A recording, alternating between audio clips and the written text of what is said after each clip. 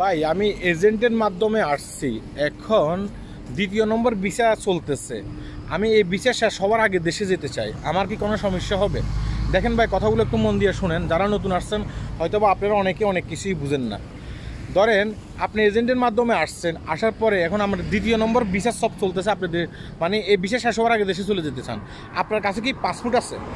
যদি আপনার কাছে পাসপোর্ট থেকে থাকে, হ্যাঁ, তাহলে এজেন্টকেও জিজ্ঞাসা করতে অনেক ক্ষেত্রে হবে না। আপনি কি করবেন, যাই একটা টিকিট কাটবেন, টিকিট কেটে আপনি দেশে চলে যেতে পারবেন।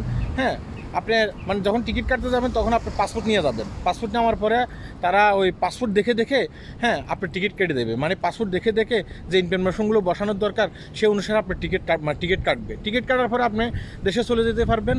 আপনার যে এজেন্ট আছে এজেন্টকে আপনি জিজ্ঞাসা করতে হবে না। কিন্তু বেশিরভাগই এজেন্টের কাছে কিন্তু মানে পাসপোর্ট থাকে। যারা বাংলাদেশ থেকে আসছেন আপনাদের পাসপোর্ট কিন্তু বেশিরভাগই এজেন্টের কাছে থাকে, এজেন্ট মানে রেখে দিতে চায় আর কি। তো এজেন্টের কাছে যদি পাসপোর্ট থাকে আপনি কিন্তু দেশে যেতে পারবেন না। আপনি এজেন্ট থেকে পাসপোর্ট নেওয়ার পরেই কিন্তু আপনি দেশে যেতে পারবেন, নয়তো আপনি দেশে যেতে পারবেন না। এটা অবশ্যই মনে রাখতে হবে। কারণ এজেন্টের কাছে যদি পাসপোর্ট থাকে আপনি দেশে কীভাবে যাবেন? আপনাকে দেশে যেতে হলে ট্রাভেল পাস নিয়ে দেশে যেতে হবে, বুঝতে পেরেছেন? ট্রাভেল পাস নিয়ে আপনাকে দেশে যেতে হবে। তো ট্রাভেল পাস নিতে হলে এখন অনেক খরচা আছে। আপনি এখন একটা কাজ করবেন, আপনি এজেন্টের সাথে কথা বলবেন। যদি এজেন্টের কাছে আপনার পাসপোর্ট থেকে থাকে, এজেন্টকে বলবেন যে আমার দেশে যেতেছে, আমার দেশে মানে দেশে কোনো সমস্যা আছে। হ্যাঁ, এগুলো কিন্তু আপনি এজেন্টকে আপনি বুঝিয়ে বলবেন। তো আপনি এজেন্টকে এগুলো বুঝিয়ে বলে হয়তো বা আপনি এজেন্ট আপনাকে পাসপোর্ট দিয়েও দিতে পারে। আপনি এজেন্ট যখন আপনাকে পাসপোর্ট দেবে তখন আপনি দেশে যেতে পারবেন। আর নয়তো বা যদি এজেন্টের কাছে পাসপোর্ট থাকে আপনি দেশে যেতে পারবেন না।